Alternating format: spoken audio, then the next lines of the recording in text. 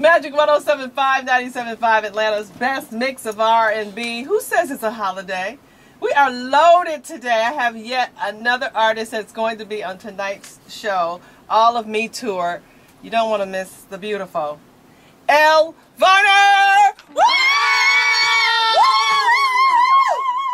I love that. She got right in there. I'm loving it. I love it. Welcome to Magic 107.5, 97.5. How are you? Thank you. I'm great. How are you? Good, good. Brooklyn girl. No, LA girl by way of Brooklyn. Yeah. Yeah. Wow. How did that all kind of come to be? Well, I went to NYU, and after school, I just stayed, and I moved to Brooklyn, and I haven't left since. Good stuff, huh? I love it. Good. I love it, yeah. You come from a musical family yes, as well? I do. So tell me about that. Mom and Dad, both songwriters, singers.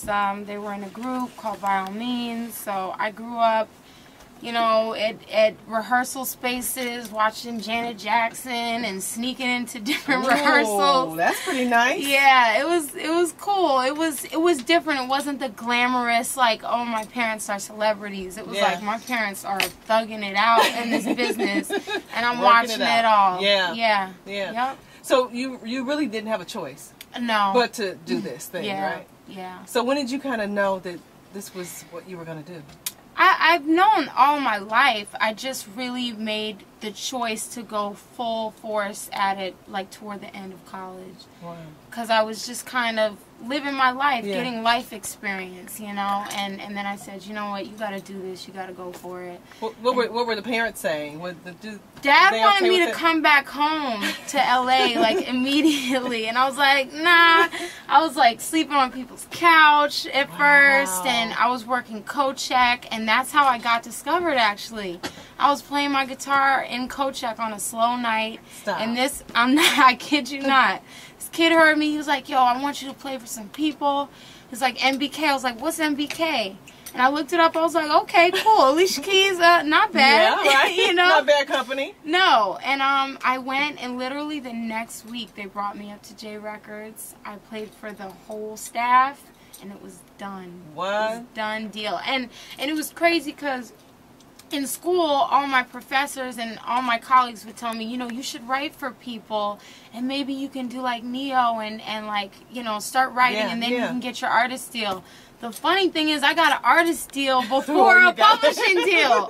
So I had that in my head, like, you know, it's going to be rough for you, but it came together. Wow. But was that unnerving to have to play in front of all of the top brass like that, or were you ready when you had to go? I think the funny thing is, it was literally J Records has been my dream label since Alicia Keys came out. And the whole classic, like, major label, the whole deal, that's what I wanted. I didn't want to go on a show and win a competition. I didn't want to go on YouTube and get discovered. I wanted the classic whole 9 yards. And so I just was like, I didn't really have anything to lose, you know. When I went in there, it was really the first label that I had really been to. So it was like, I don't have anything to lose. Hit the jackpot, girl. That was pretty good. That was pretty good. And you're a multi-instrumentalist, too? Yes. I mean, so tell us about... I play guitar. The guitar is my main instrument. I also play piano. I play little bass and drums and anything I can get my hands on. Wow. Yeah. Awesome. Okay, so here's some of your stats. I got to share this now. On the urban mainstream charts, your song "Only Want to Give It to You" with J. Cole made it to the top 15. Yes. And you were just getting this information a few seconds ago, too, so excited. Can you say she was excited? Yeah. And now it's around number 30 and growing, just kind of growing organically on the urban adult charts. When you hear that kind of stuff and you know the hard work that you've put into what you're doing, it's kind of like, all right, this is one of those hurdles or kind of expected. Well, for me, like, when I was looking at the numbers, like, during the end of the winter and stuff, and I realized I'm the only new artist up here. Like, the competition is crazy. Beyonce, you know, Jay-Z, it's like everything is a heavy hitter, and I'm the only one squeezing my little butt up in here. So I'm very happy. And you know, I didn't have any expectations, and I still don't. I mean, on the long term, I expect to be one one of the biggest artists of all time. Yeah. I do. Longevity. Longevity. Stick around. Yeah. Yep. I was reading someone's their blog entry, and they said that they describe your voice as a combination of Jill Scott and Amy Winehouse. What do you think of that? That's interesting. That's a first. You think that's kind of, what do you... I think... How would you answer that, and then how would you describe yourself and your voice? I get the references, yeah. You know what I mean? Because there's a softness and a harshness, and there's a rasp in my voice. But I think my voice is very unique. Yeah, I think it's distinctive, and you know. But I'm glad for those. That's a great compliment. Good. Yeah, that's not bad company at all. Yeah. So who did you listen to? You said you were around, you know, with your folks all the time, and and it was nothing new to you to kind of peek in and see Janet doing her thing. Yeah. So were you listening to Janet, and who else growing up? And it's crazy because I didn't really realize the full impact until she passed. But Whitney Houston, I mean, it all came back to me going. My dad would take me to the beach, and I had this little amp and a mic, and I would sing her whole album and make like $300 on the weekend. Me and my little brother. I kid you not. Bad. We would do "It's Not Right, But It's Okay," and I'd make him sit in the chair and like tell him off, and like it was hilarious. Yeah. And so she has, like, I'm sure a lot of other singers has been the benchmark and the example and just everything. Yeah. So I've been asking folks today, so where were you when you heard the news and the impact that it's had? And just like you said, you referenced it kind of after the fact that, wow, I was singing her stuff, but where were you when you...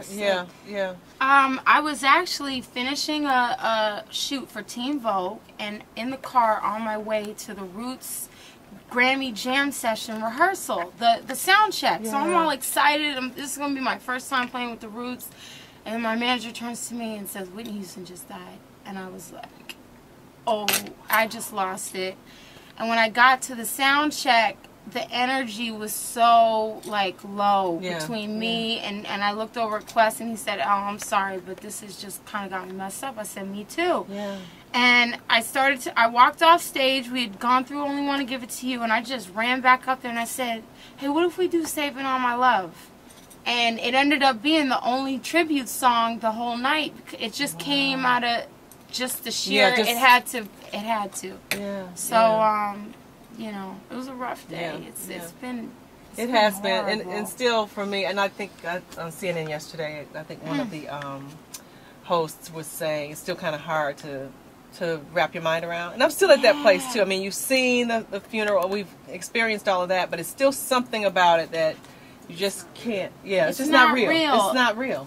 It just came out of nowhere. Yeah, can't be real. Yeah. So, had you had a chance to meet her? Did you ever meet her? I was in the same, when she came out with this last album, she did a big showcase in the Sony building, and I was there.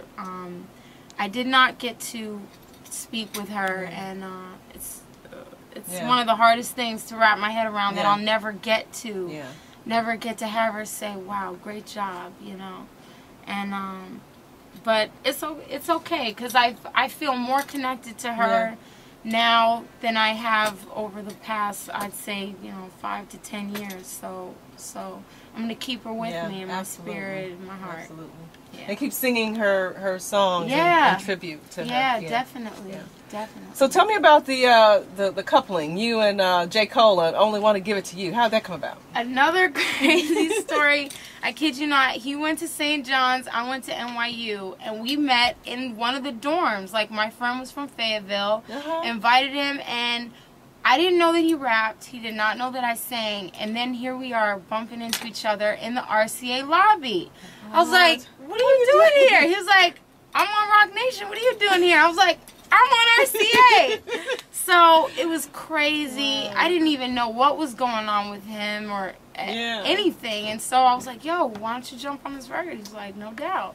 Awesome. And that's why, if you see the video, it was so comfortable and unnerving to have already known this person and known who he is. Yeah. And I have to say, he is exactly the same. He hasn't changed at all. Yeah. But it was cool. Yeah. It was cool. You're all over our website, magicatl.com. You can check out all kinds of goodies from Elle. And then your new piece is Refill. Tell me about that. Refill it's a very different song. When I heard the track, I was like, oh my god, I've never heard a country fiddle on a hip hop track.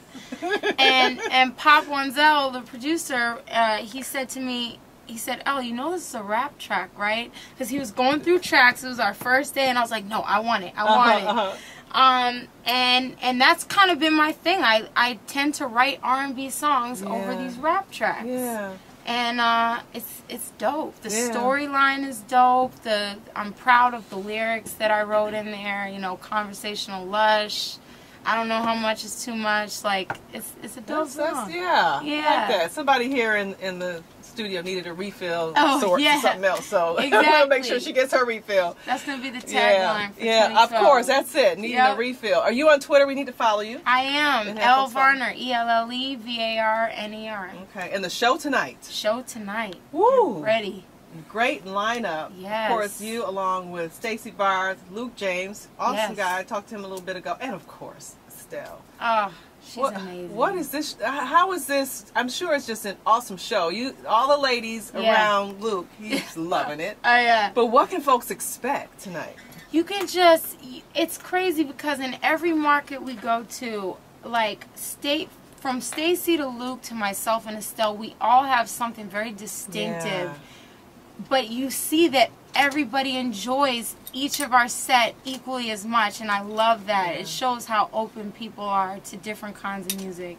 And I've learned so much from Estelle, just how comfortable she is on stage and how she brings the crowd in and she makes it a communal experience. So it's going to be great. Don't miss it tonight. Don't miss it. And it's at 8 o'clock? Is that right? Doors open at 7, I think? Yeah. Shows at 8? Yep, Center Stage.